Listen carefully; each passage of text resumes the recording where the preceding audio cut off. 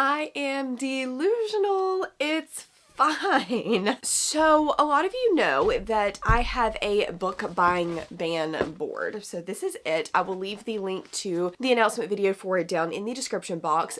But on this board, there are 4 different rewards. One of them is a snack treat. That is this first reward up here that has absolutely no books on it. No books on it. I have decided that this week I really want the salted caramel cheesecake cookie from Crumble. Okay, that's fine. Except for that counts as a snack treat, and it's Friday, and they go off for the week tomorrow. So we're going to be delusional. I'm completely delusional, and I am going to try to read 5 books in the next 36-ish hours to try to earn my cookie before Crumble closes tomorrow. This is insane to be doing for a cookie, but like I've hyperfixated on it and I want it. So if I manage to do this, I get my cookie. If I don't manage to do this, I still want my cookie. So there is a punishment spinner wheel that I can also spin if I'm not successful, but it has some really scary things on it. Lexi's literally been chanting wheel at me because she wants me to spin it, and I have to spin it in her presence. So I'll have to spin it live if I do end up deciding to spin the wheel, but like I am determined. I'm gonna try my darndest to get these 5 books read in the next 36 hours. We have a plan. We're locked and loaded. I'm gonna be starting with the 3rd book in the Broken Bond series because those read so freaking fast. The audiobooks are really good. So I've got that downloaded, ready to go as soon as I leave for work. That's what I'm putting on. Wish me luck because I am completely delusional. Progress is being made. I have my coffee because I'm definitely going to need this because I have a feeling I'm going to be up very late tonight, but I am about 37, I think is that, yeah, 37% into Blood Bonds, which means I've made some progress. Not as much progress as I wanted to because I really probably need to read 3 books today. Whoops. But progress has been made. This is the 3rd book in the Broken Bond series by J. Bree, and I read the first one a long time ago. Didn't love it when I first read it and then reread it, enjoyed it more, and have continued the series since then. And I'm liking the 2nd and 3rd books a lot better than I did book 1. Book 1 is just very much so a setup book. We're following Ollie. She has lost her parents in a car accident that she kind of believes is her fault, and we find out that she is running from her bonds, which are essentially these 5 men that are able to bond with her, and then they can make their powers and her powers stronger. But her powers are something horrific. We don't know what that is in the beginning, and she doesn't want them strengthened. She wants nothing to do with her bonds because she's afraid for herself and everyone around her safety. But of course, they want more power, and they are very powerful men. So it's really just the setup of like introducing the world and introducing all of her bonds in book 1. When we moved into book 2, I felt like I got to understand the men a lot better and their relationships with her. We introduced a resistance plotline, which I really liked, and the ending was explosive. So then moving into this 3rd book, I'm getting there, I swear. I have been enjoying it so much so far. It has a lot more plot in this one than I was expecting it to because there is definitely a semblance of small slice of life while also just being like fun, good times around the romance as well. But we are learning more about this resistance. There's been a lot of high action while also introducing the bond side of things as well. I will say that North is very intriguing to me. The scene that I'm currently in it's spicy, and this is coming from somebody that tends to skip the sex scenes, but like, who knew shadows could do that? I certainly didn't. So anyway, having a great time with it so far. I'm on sprints with Katie now though, and have told everyone to please bully me, pester me, shame me, keep me accountable to try to read because I am scared to death of that spinner wheel, mostly because it tells me I can't play games for 3 days, which is just not good. I don't want to clear the board either because clearing the board means that I'm set back toward buying a book. I actually did just get my Mudslingers prop, so at least that one's off the board, but I don't know, it's scary. Or I have to clean out my fridge. I don't want to do any of that. So I am stubborn, I am determined, and we are gonna get these books read. So I'm not doing great. It is 1:40 and I have just now finished my first book. But we're gonna keep going. I am trying to like lock in. So we're just stopping long enough to film this vlog clip. I think I'm gonna give Blood Bonds a 4-star. I really liked how we had a juxtaposition between her getting to know the guys and the romance side of things and learning more about them and some of their history while also having the plot and the resistance and getting a lot more about it, because I feel like like in book 2, we definitely started to set up the plot, but in book 3, we're starting to learn more about this resistance and what is happening, what is going to be happening in the future. Of course, it left off on a massive cliffhanger, which makes me want to go into book 4 like right now. I believe I'm going to use it for borrowed because I did get this from Everand, and I'm using Everand Library KU as part of the borrowed square because I don't own my Everand books. Like if I cancel, those are going to go away. So I did use one of my credits for this one, so it'll go on the borrowed square. So I think next I'm going to move on to though my Kindle book. I'm so tempted, and I technically could read the 4th book on my Kindle, but I need to get this book done. So I think I'm going to move into Vanquished Gods, which is the second and final book in the Hallowed Games series. This one's set in a world where there are witches, and witches are persecuted by the religious group. It reminds me a lot of Heartless Hunter. It has a very similar setup to that. And our main character has the ability to kill anyone with her touch. So she has tried to keep that hidden. She's also got a ward, a young boy that she has been taking care of, and he means the absolute world to her. So she will do anything to keep him safe, including becoming the hired assassin of the Baron in order to keep her secret. When one day her secret is outed and she gets taken by this witch hunter, realizes her power doesn't work on him, and gets thrust into this set of trials. I do remember thinking the trials part was a little bit like the setup was a little bit wonky, but I really liked the trials themselves. They were brutal and kept me on the edge of my seat. I remember having a little bit of an issue with the writing style, so I'm curious to see if that carries over into Vanquished Gods, but I did enjoy it, and I've been meaning to pick up book 2. So it's out, and I really need to read it because the second book from the bookish box that's going to be in this pretty edition is going on sale soon. So I need to decide whether or not I want to finish out my set or whether I just want to unhaul this one and not bother getting the second book. It's pretty quick. It shouldn't take me very long, but I need to lock in and make sure that I get to reading. Okay, so this is not going as planned. I should be so much further than I currently am. I am 20% into Vanquished Gods, which is my second book. I wanted to be done with 2 books at minimum, 3 books at preference, and I haven't even finished my second one. What am I doing? What am I doing? Ugh. I'm gonna be spinning the wheel. Anyway, thoughts on Vanquished Gods so far. I liked Hallowed Games when I read it. I think I've already told you what it is about, but this one picks up very similarly to where the first book left off. She actually did a recap, which was really nice, kind of dealing with the aftermath of everything that happened. So far, I am liking it. The writing is a little bit rough, so it definitely took me a few minutes to like get back into the writing style, but I feel like she just kind of settles in eventually, and it's been fine now. I do like the banter, and I like that there is a little bit of a switch, and I won't really tell you what that is referring to, but I am really enjoying like the banter between the characters and everything at the moment. We just got to where I think the plot is really going to start to kick off at 20%. So it did take a little bit of time to get there, but I think it's going to be good. There was a scene in a courtroom, and yeah, I'm excited to see where it's going to go from here. And I'm glad that this is just a duology. So this is actually going to be finishing a book for me. I'm going to read a little bit more later tonight. We just finished Alice in Borderland season 2 episodes 3 and 4 with Lexi's Patreon, and I'm absolutely loving it so far. We had a couple of really good games, and it's just so curious, like the different manipulations, and when there's a hearts game, it's like a mind game, and seeing how everybody reacts and handles things. It's so interesting. I didn't really like Squid Games, and I feel like Alice in Borderland is exactly what I wanted Squid Games to be. Partially Squid Games, I think for me, was the voice actors. Some of them felt really silly, and I had a hard time taking it too seriously, even though it was a very serious show. But in Alice in Borderland, it's not bothering me at all. I like all of the characters. I think all of the characters are really well done, and I am very excited to see where the rest of the season's gonna go. So anyway, I now need to go read. I should not have watched, but here we are. I'm up, I'm moving, I'm reading.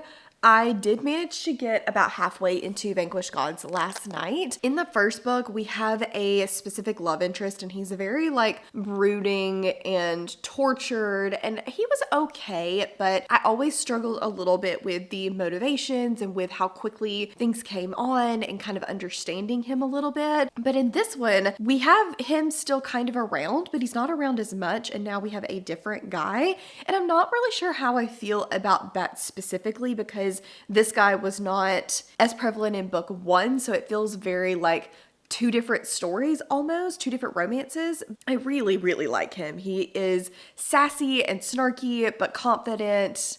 And I like his character quite a lot. And I'm enjoying like the banter and stuff between them. This book does have a lot of like monologues in it, which I'm not really loving. I don't love my world building to be done with just vomited info dumps at the character. It feels a little lazy to me.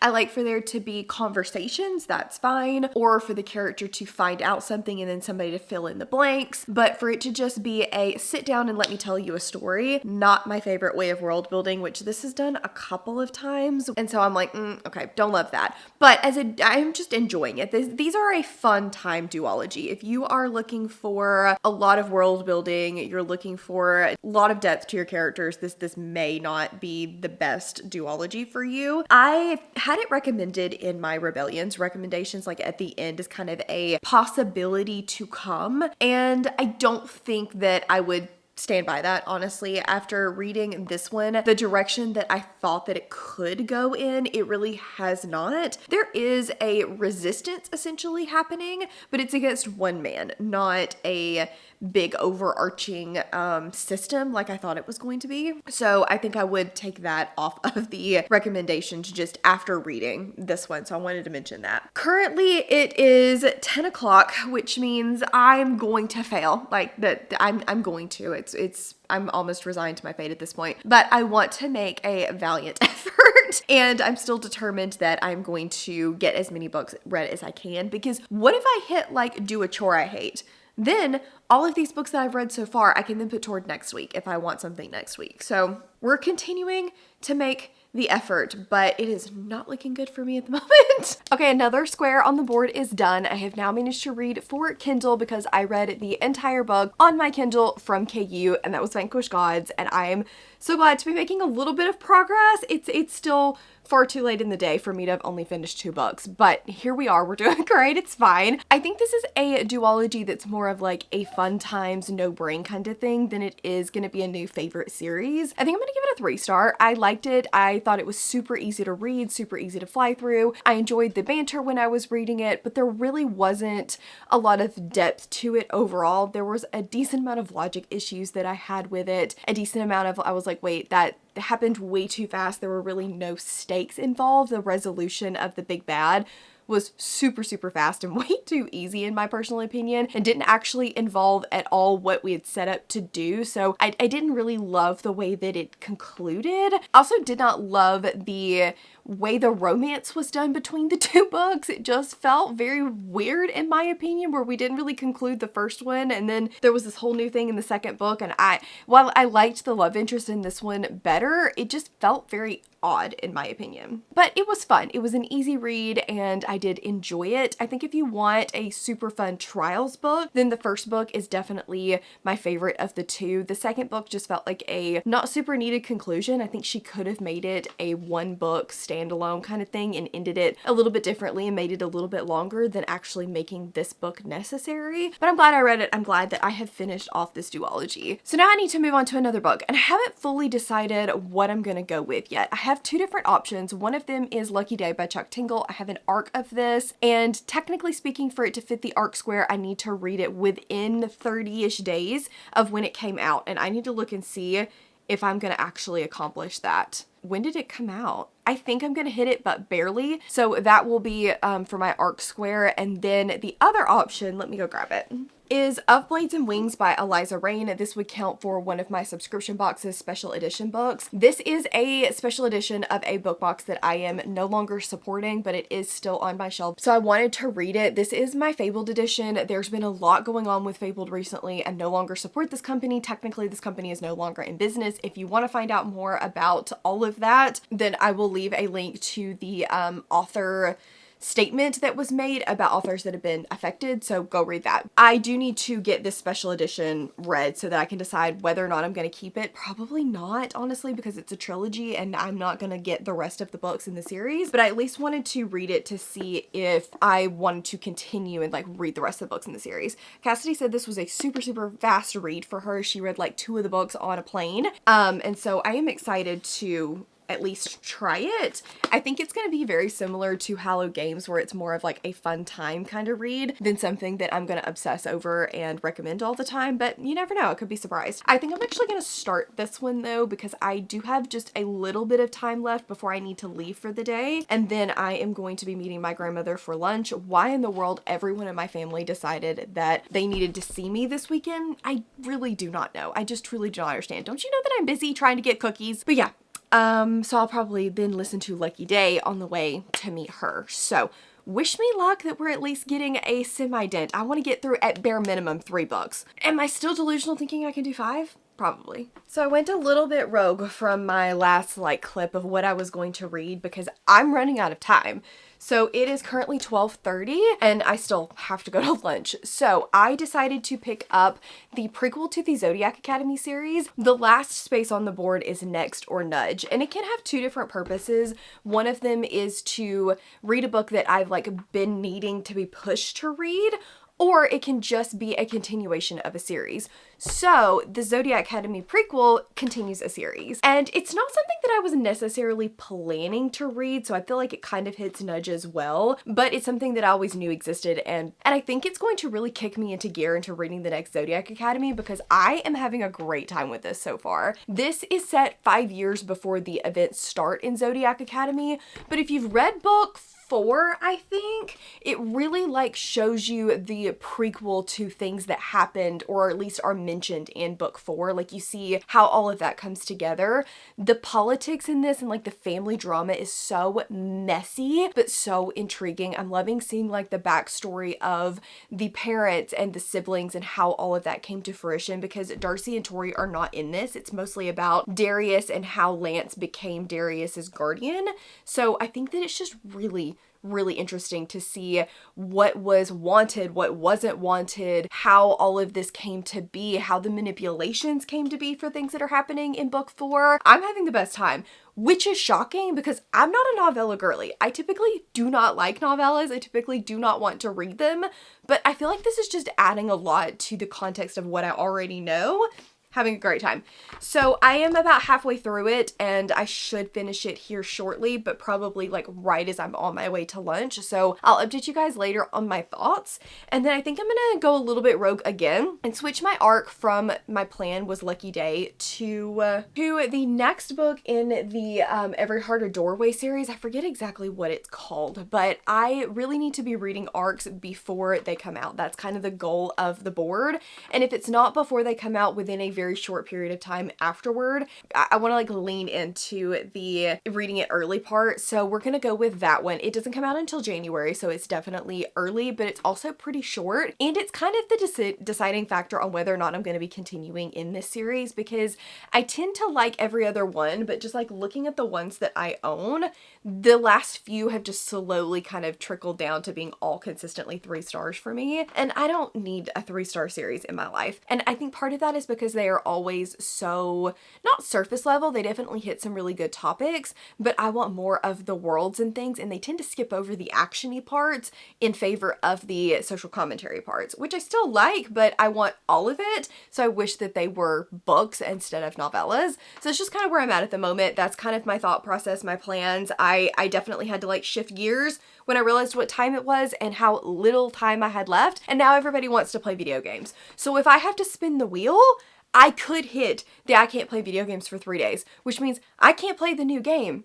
And that would just be bad. That would be very, very sad. So we need to get a move on. So just wanted to come on really quickly before I head out and tell you guys that I did finish the Origins of the Bully, the prequel Zodiac Academy, and I really enjoyed it. My thoughts haven't really changed a lot based off of the halfway point, but I did end up giving it a 4-star. I thought it was just really good to see how all of these relationships really started, and you would think with Darius being 15, it would be kind of YA young. It's not. It still reads very much like Zodiac Academy, but it was kind of cool to see how his and Lance's relationships developed, how all of that came to be, Lance's relationship with his family, Darius' relationship with his family, and what those expectations were on him. I just really enjoyed it. I thought it was great. If you're not a novella person, I would still suggest trying it if you're mostly interested. If you are a novella person, absolutely read this. It's just quick, it's easy, but it gives you some added context. Do you need it? Absolutely not. You do not have to read this before reading Zodiac Academy. I didn't, and it was completely fine. But I do think it gives you a lot of like fun, extra context, extra messiness. If you're looking for more of the drama, I would suggest at least trying it. So yeah, I'm gonna head out. I got a little cold, so throw on a sweatshirt real quick, but I now need to leave my house. So I will come back, check in with you guys once I am home, and tell you if I managed to read anything on the way, and if I did, what it was. So we ended up not going to lunch with my grandmother. She did not make it today. I did go to Panera though, and that is the only time that I've really moved from my chair for the entire day. Panera was great though. I had a like cheese steak kind of thing with a aioli sauce, and it was really, really, really good.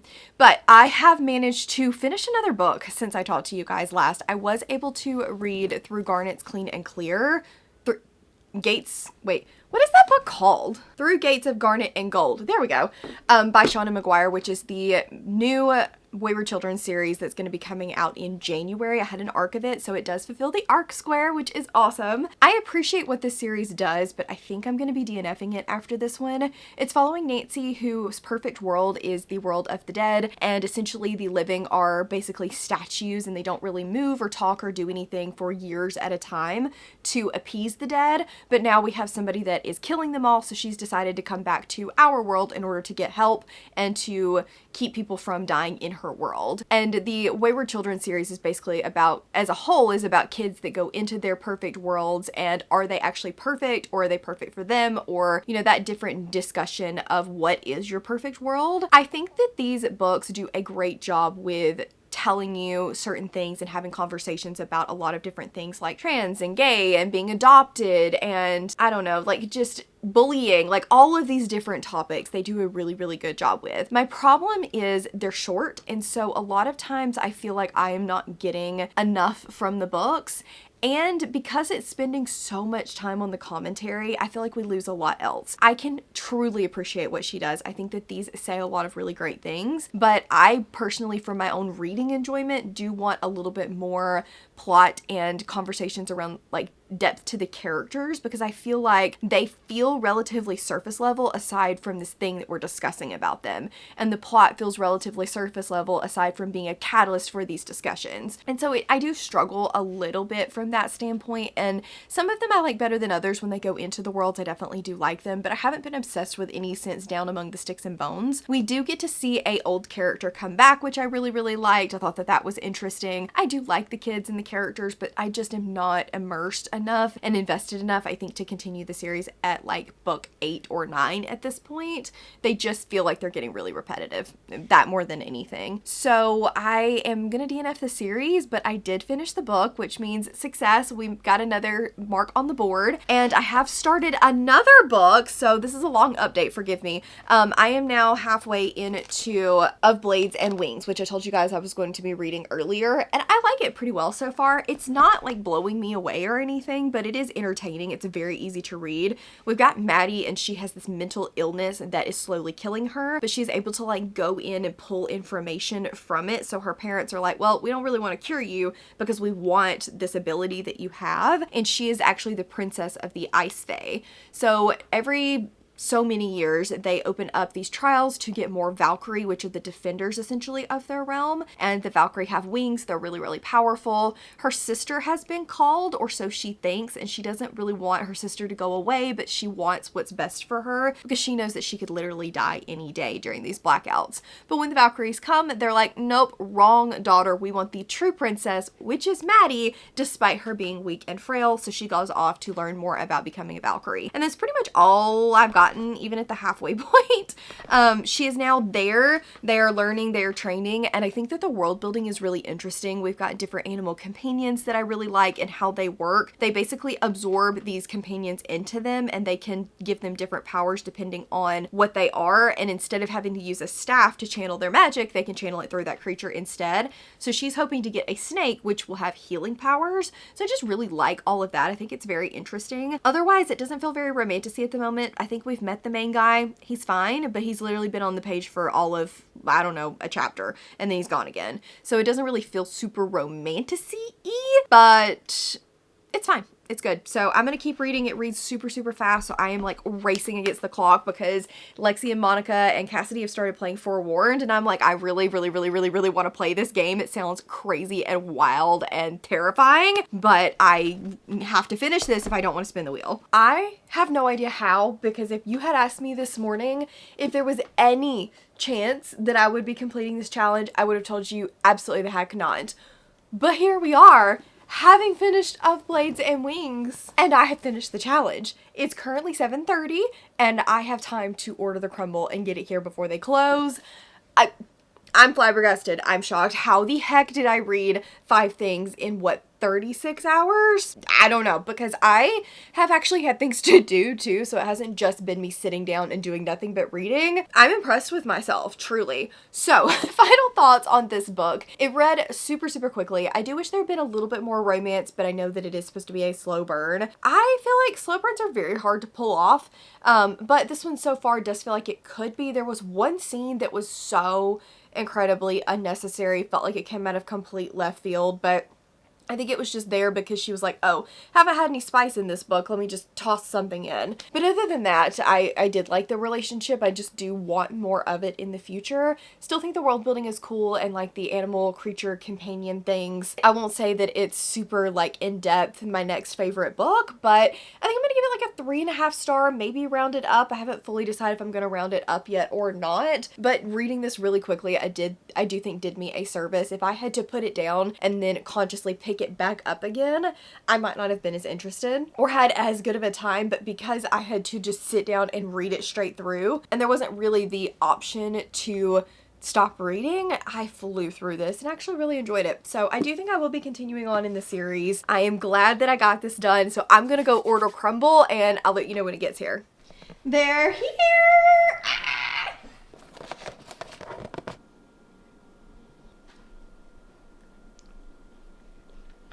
Oh god, exactly what I wanted.